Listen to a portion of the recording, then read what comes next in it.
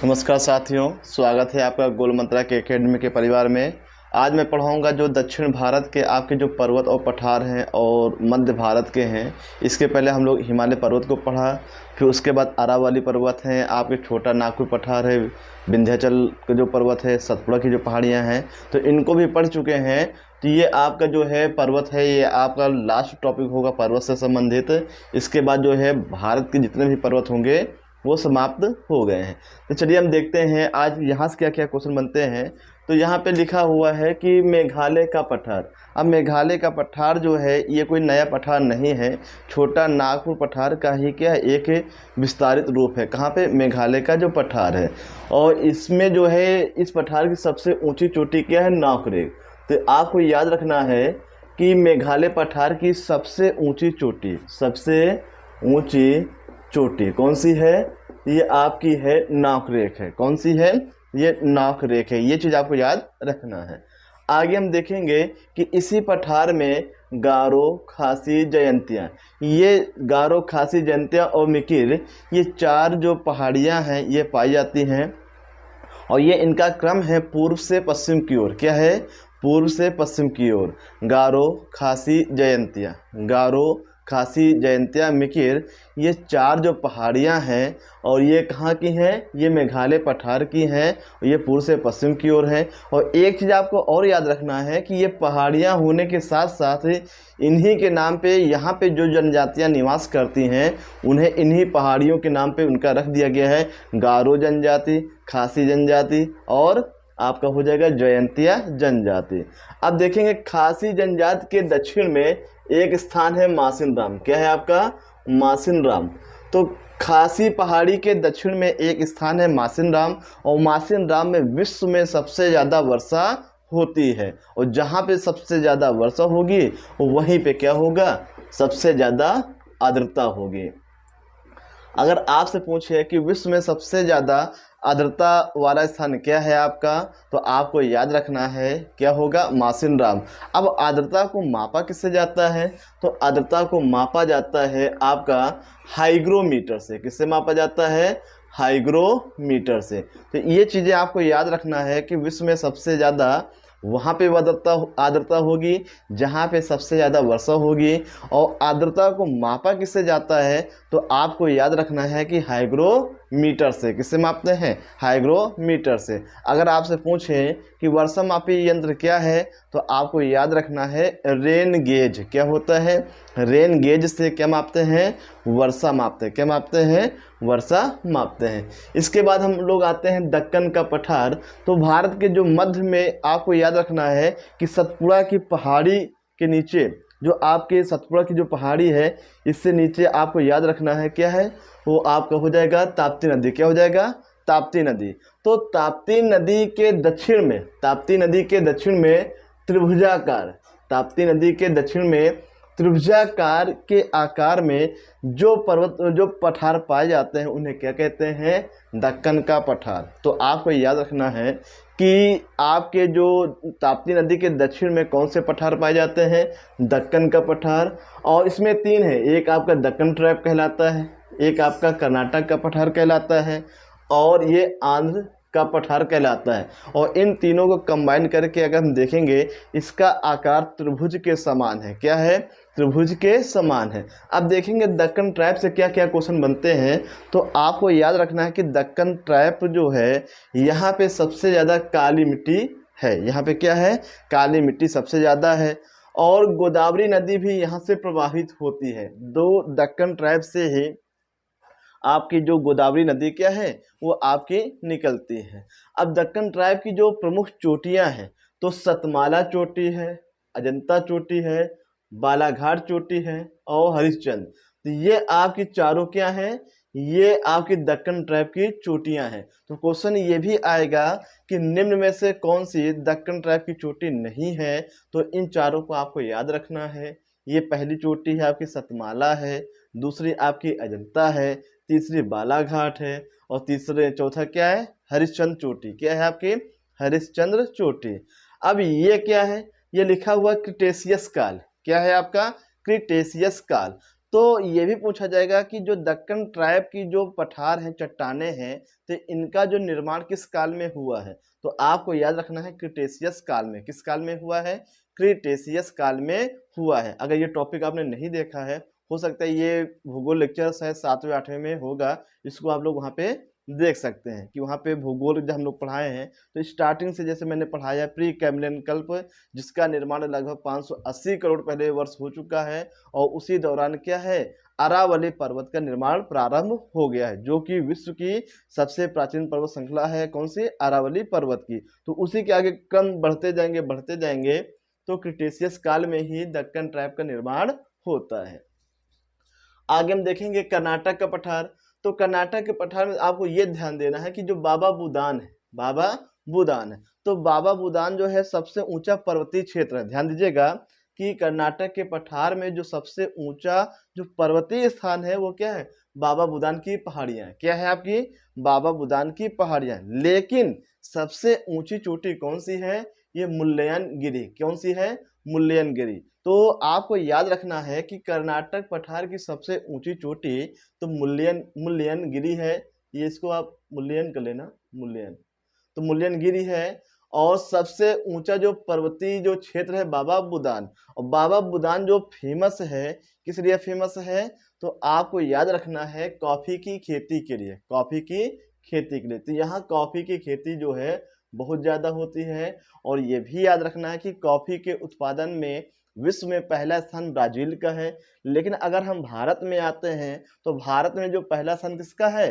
तो आपको याद रखना है कर्नाटक का। तो कर्नाटक जो राज्य है कॉफी के उत्पादन में भारत में पहला स्थान है, जबकि विश्व में ब्राजील नंबर 1 पे है। और ब्राजील में कॉफी के बागानों को फजेंडा कहते हैं। क्या कहते हैं? फजेंडा कहते हैं। ये चीज आपको याद रखना है। और हम देखेंगे इस पठार में लौह अयस्क की अधिकता होती है। इस पठार में लौह अयस्क की अधिकता होती है। अब दो चीजें और याद रखना है। एक जोग गोरसोपा जलप्रपात जो कि शरावती नदी पे है। किस नदी पे है? शरावती नदी पे है। इसको हम डिटेल में जो जलप्रपात वाला टॉपिक है उसमें हम पढ़ेंगे। तो यहाँ आपको केवल इतना याद रखना है कि कर्नाटक के पठार से ही शरावती नदी से पर एक जलप्रपात बना है। क्या बना है? जलप्रपात बना है। उसका नाम है जोग गोरसोपा जलप्रपात। और इसी जलप्रपात के निकट एक जल विद्युत प्लांट बनाया गया जिसका नाम क्या है? महात्मा गांधी जल विद्युत प्लांट। इसलिए इस जलप्रपात को महात्मा गांधी जलप्रपात भी कहते हैं। और ये शरावती नदी पे है, कर्नाटक राज्य में है। और यह भारत का सबसे ऊंचा जलप्रपात है। भारत का सबसे ऊंचा जलप्रपात क्या है? जो गुरसुप्पा जलप्रपात। और इसका जो दूसरा नाम क्या है? महात्मा गांधी जलप्रपात है। और ये किस नदी पे है? शरावती नदी पे है। किस राज्य में है? कर्नाटक राज्य में है। अब देखिए कुंचिकल जलप्रपात ये वराही नदी पे है। किस नदी पे है? वराही नदी पे। याद रखिएगा ये शरावती है, ये वराही। इसको हम डिटेल में पढ़ाएंगे आगे, उसमें भी देख लेना। बाकी आप लोग यहाँ पर भी लिख सकते हैं। कुंचिकल जलप्रपात ये वराही नदी पर ये क्या है? जलप्रपात है। और किस राज्य में? ये भी कर्नाटक में है। पठार कौन सा है? कर्नाटक का पठार है। और ये जो है भारत में सबसे अधिक ऊंचाई पर स्थित जलप्रपात है। अगर क्वेश्चन पूछे कि भारत में सबसे अधिक ऊंचाई पर स्थित जलप्रपात कौन सा है? कुंचिकल होगा। लेकिन सबसे ऊंचा क्या है आपका? ये जोग गोरसोपा है। बाकी इसको हम इसके जलप्रपात वाले चैप्टर में इसको हम फिगर से आपको समझा देंगे। आगे हम देखेंगे आंध्र का जो पठार है, ये देखेंगे, इसे कहते हैं रायलसीमा का पठार या फिर तेलंगाना का पठार। रायलसीमा का पठार या फिर तेलंगाना का पठार। और इसी पठार के अंतर्गत एक झील आती है, कोलेरू झील। क्या है आपकी? कोलेरू झील। और ये भारत की सबसे बड़ी क्या? दलदली झील है। कैसी झील है? दलदली झील है। ये चीज आपको याद रखना है। अब जब नदी वाले टॉपिक में हम पढ़ेंगे कि गोदावरी है, क्या है आपकी? गोदावरी है, कृष्णा है। तो ये जब दो, ये क्या कहते हैं, जैसे ये आपकी गोदावरी नदी गई है और फिर ये आपकी गई है कौन सी? कृष्णा नदी। तो इन दोनों के बीच में क्या है? ये डेल्टा बनता है। क्या बनता है? डेल्टा बनता है। और यहीं पर इन दोनों नदियों के बीच में आपकी कौन सी झील है? कोलेरू झील है। तो ये भी पूछा जा सकता है कि कोलेरू झील किन दो नदियों के बीच में है, तो आपका हो जाएगा, क्या हो जाएगा, ये गोदावरी और हो जाएगा आपका कृष्णा नदी। तो क्या है आपका, ये कोलेरू झील है। तो याद रखिएगा ये गोदावरी नदी है, ये क्या है आपकी गोदावरी नदी है। ये कौन सी है आपकी कृष्णा नदी, क्या है आपकी कृष्णा नदी। और इन दोनों के बीच में जो झील है वो कौन सी है, कोलेरू झील। कौन सी झील है, कोलेरू झील है। और यहाँ पे जो डेल्टा बनता है ये भारत का दूसरा सबसे बड़ा डेल्टा है, और जबकि सबसे बड़ा डेल्टा भारत का कौन सा है, सुंदरवन का डेल्टा। और सुंदरवन का डेल्टा ये भारत का ही नहीं विश्व का क्या है, सबसे बड़ा डेल्टा है। कौन सा, सुंदरवन का डेल्टा। और दूसरा डेल्टा कौन सा है सबसे बड़ा, ये गोदावरी और कृष्णा नदी के बीच में। और यहीं पर क्या है, कोलेरू झील है, जो कि दलदली झील है। आगे हम देखेंगे दक्षिण भारत के पर्वत, क्या है आपके दक्षिण भारत के पर्वत। अब दक्षिण भारत के पर्वत से क्या क्या क्वेश्चन बनते हैं ये देखना है। तो आपको देखना है कि जैसे केरल है, तमिलनाडु है, तो केरल और तमिलनाडु में कौन कौन से आपके पर्वत जो श्रेणियां हैं, नीलगिरी पर्वत है, अन्नामलाई पर्वत है और कार्डमम पर्वत है। कार्डमम पर्वत को आपको जैसे मैप बनाएंगे इंडिया का, जैसे ऐसे बनाएंगे, तो यहाँ पे सबसे बिल्कुल सेंटर पे कौन सा है, सबसे नीचे कार्डमम की पहाड़ियां। क्या है आपकी, कार्डमम की पहाड़ियां। तो कार्डमम की जो पहाड़ियां हैं ये बिल्कुल सबसे नीचे हैं, तो इन्हें इलायची पहाड़ी भी कहते हैं। कार्डमम पहाड़ी को क्या कहते हैं, इलायची पहाड़ी। ये भी आ सकता है आपके यहाँ, बताइए इलायची पहाड़ी के नाम से, इलायची पर्वत के नाम से किसे जाना जाता है। तो आपको याद रखना है किसे कहते हैं, ये कार्डमम की पहाड़ियों को कहते हैं। अब देखिए नीलगिरी है, अन्नामलाई है, कार्डमम। और नीलगिरी की सबसे ऊंची चोटी क्या है, ये डोडा बेटा। क्या है, डोडा बेटा जो है नीलगिरी की सबसे ऊंची चोटी है, ये चीज आपको याद रखना है। और नीलगिरी की जो माकुर्ती लिखा है, क्या लिखा है, माकुर्ती, तो माकुर्ती नीलगिरी की दूसरी सबसे ऊंची चोटी है। तो फिर से सुनिए कि नीलगिरी पर्वत जो है इसकी दो प्रमुख चोटियां हैं, एक आपका डोडा बेटा है और एक आपका क्या है, माकुर्ती है। डोडा बेटा सबसे ऊंची चोटी है और माकुर्ती जो है दूसरी सबसे ऊंची चोटी है। अगर आपसे पूछे क्या ये दक्षिण भारत की सबसे ऊंची चोटी है, जी नहीं, बिल्कुल गलत जवाब। आपसे अगर पूछे कि दक्षिण भारत की सबसे ऊंची चोटी कौन सी है, तो अनाईमुडी, क्या होगा, अनाईमुडी। और अनाईमुडी जो पर्वत चोटी है ये किसकी है, अन्नामलाई पर्वत की। क्वेश्चन आएगा कि दक्षिण भारत की सबसे ऊंची चोटी कौन सी है, तो आपको लिखना है अनाईमुडी। क्या है, अनाईमुडी। और ये किस पर्वत की चोटी है, अन्नामलाई पर्वत की है। किसकी है, अन्नामलाई पर्वत की। एक क्वेश्चन ये याद रखिएगा यहाँ पे कि दक्षिण भारत में एक जनजाति है टोडा जनजाति। कौन सी जनजाति, टोडा जनजाति। तो टोडा जो जनजाति है ये किस पर्वत पे निवास करती है, टोडा जनजाति ये जो है किस पर्वत पे निवास करती है, तो आपको याद रखना है नीलगिरी पर्वत पे। कहाँ पे, नीलगिरी पर्वत पे टोडा जनजाति निवास करती है, ये चीज आपको याद रखना है। तो ये आपको बहुत इंपॉर्टेंट है, इसको याद रखिएगा कि दक्षिण भारत की सबसे ऊंची चोटी अनाईमुडी है, लेकिन नीलगिरी पर्वत की सबसे ऊंची चोटी क्या है, डोडा बेटा। क्या है, डोडा बेटा। आगे हम चलेंगे केवल जो तमिलनाडु में, TN फॉर क्या होगा, तमिलनाडु। तो जवादी पहाड़ी है, सेवराय पहाड़ी है, पंचमलाई पहाड़ी है और सिरुमलाई पहाड़ी है। तो ये तमिलनाडु में पहाड़ियां हैं। कहाँ पे हैं, तमिलनाडु में पहाड़ियां हैं। फिर से सुनिए, जवादी पहाड़ी, सेवराय पहाड़ी, पंचमलाई पहाड़ी और सिरुमलाई पहाड़ी। ये आपकी जो पहाड़ियां किस राज्य में है, तमिलनाडु में है। और फिर आपसे कह रहे हैं पेपर में जो पूछा जाता है सबसे ज्यादा यहाँ से पूछा जाता है, इसको मत भूलिएगा आप, ठीक है। आगे हम देखेंगे आंध्र प्रदेश में कौन कौन सी पर्वत श्रेणियां हैं, पालकोंडा पर्वत श्रेणियां हैं और वेलिकोंडा पर्वत श्रेणियां हैं, ये केवल आंध्र प्रदेश में है। अब आंध्र प्रदेश और तेलंगाना में कौन कौन सी हैं, ये नल्ला मलाई पर्वत। तो नल्ला मलाई जो पर्वत है ये आपके आंध्र प्रदेश में भी है और कहाँ है, ये आपकी तेलंगाना में। तो ये आपका क्या है, आपका नल्ला मलाई पर्वत जो आंध्र प्रदेश में भी है, तेलंगाना में। और देखेंगे यहाँ देखेंगे कि जो शिवालिक श्रेणी है, तो शिवालिक श्रेणी का जो निर्माण है ये किस काल में हुआ है, सेनोजोइक काल में। ये आए हुए क्वेश्चन है, इसके लिए हम इसको अलग से लिख दिए हैं ये जो है आए हुए क्वेश्चन एसएससी वगैरह में है, लेखपाल वगैरह में ये आए हुए क्वेश्चन है। क्वेश्चन ये आया था कि शिवालिक श्रेणी का जो निर्माण है किस काल में हुआ है, तो सेनोजोइक काल में हुआ है। और दूसरा है गोंडवाना के टूटने का समय क्या है, जुरैसिक युग। क्या है आपका, जुरैसिक युग। ये गोंडवाना क्रम की जो चट्टाने हैं इनके टूटने का समय है। और एक चीज आपको और याद रखना है, पीछे हम पढ़ा चुके हैं कि जुरैसिक युग में ही डायनासोर जो रहे हैं। क्वेश्चन आएगा कि डायनासोर का संबंध ये किस युग से है, तो जुरैसिक युग से है। तो आपको ये चीज याद रखना है कि डायनासोर का संबंध जुरैसिक युग से है। अभी हाल ही में जब मध्य प्रदेश के जबलपुर शहर के जो एक लम्हेटा गांव है वहां पे डायनासोर के अवशेष पाए गए हैं, इसलिए वहां पे भारत का पहला जियोलॉजिकल पार्क स्थापित किया गया। ये जो है आपको याद रखना है। उसके बाद हम देखेंगे पश्चिमी घाट और सह्याद्री। इसको हम फिगर के माध्यम से देखेंगे। किसके माध्यम से, फिगर के माध्यम से, कि पश्चिमी घाट होता क्या है।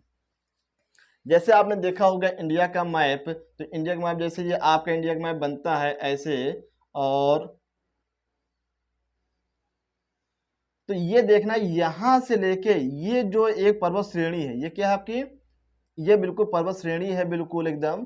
और इसे ही क्या कहते हैं, पश्चिमी घाट कहते हैं। क्या कहते हैं, इसका जो आरंभ जो है लगभग गुजरात से आरंभ होके केरल तक है। तो ये जो एरिया पर्वत श्रेणियां हैं इसे क्या कहते हैं, इसे पश्चिमी घाट कहते हैं। क्या कहते हैं, पश्चिमी घाट कहते हैं। और यहाँ पे क्या है, सदाबहार वन पाए जाते हैं और यहाँ पे जैव विविधता भी अधिक है। और इलायची है, काली मिर्च है, इनकी खेती जो है यहाँ पे क्या है, यहाँ पे बहुत ज्यादा होती है। अब यहाँ देखेंगे पश्चिमी घाट, इसे सह्याद्री कहते हैं। इसकी जो प्रमुख चोटियां हैं कौन कौन सी हैं, वो महाबलेश्वर है। कौन सी है, महाबलेश्वर है, और कलसूबाई है, और हरिश्चंद्र है। तो आपको याद रखना है ये आपकी क्या है, पश्चिमी घाट की चोटियां हैं। अब देखिए हरिश्चंद्र आपका यहाँ पर भी लिखा है तो ये उसी में आ जाता है। तो महाबलेश्वर है, कलसूबाई, हरिश्चंद्र, ये पश्चिमी घाट की क्या है, ये आपकी चोटियां हैं। और एक चीज और याद रखना है कि पश्चिमी घाट को यूनेस्को के द्वारा 2012 में, कब, ये याद रखना है आपको कि इसे 2012 में, कब, 2012 में विश्व धरोहर की सूची में शामिल किया गया। विश्व धरोहर की सूची में शामिल किया गया है किसे, इस पश्चिमी घाट को। अब यहाँ पे यूनेस्को आया है तो यूनेस्को के द्वारा 2012 में इसे क्या है, विश्व धरोहर की सूची में शामिल किया गया। यूनेस्को क्या है, ये अंतर्राष्ट्रीय संस्था है। इसका मुख्यालय कहाँ पे है, पेरिस में है। और पेरिस किस नदी किनारे है, सीन नदी के किनारे है। और यूनेस्को के द्वारा एक पुरस्कार दिया जाता है, कलिंग पुरस्कार। कौन सा पुरस्कार, कलिंग पुरस्कार। और कलिंग पुरस्कार जो है विज्ञान के क्षेत्र में दिया जाता है। तो ये चीज आपको याद रखना है कि कलिंग पुरस्कार विज्ञान के क्षेत्र में दिया जाता है, किसके द्वारा, यूनेस्को के द्वारा। कहाँ मुख्यालय है, पेरिस में है। और यूनेस्को ने ही पश्चिमी घाट को विश्व धरोहर की सूची में इसे शामिल किया है, कब, 2012 में। तो इस प्रकार से हम लोग क्या पढ़ चुके हैं, भारत के जो प्रमुख पर्वत है उनके बारे में पढ़ चुके हैं। अब हम जो नया जो आपका टॉपिक होगा वो आपका होगा जो भारत के अंदर, भारत की स्थल की सीमा के अंदर द्वीप है, जैसे अंडमान निकोबार है, लक्षद्वीप है, और व्हीलर द्वीप है। तो जितने भी आपके छोटे छोटे द्वीप हैं उनके बारे में चर्चा करेंगे। और इसके बाद हम लोग आ जाएंगे कहाँ पे, नदी तंत्र में आ जाएंगे। किसमें आ जाएंगे, नदी तंत्र में आ जाएंगे। तो इस प्रकार से ये आपका टॉपिक समाप्त होता है।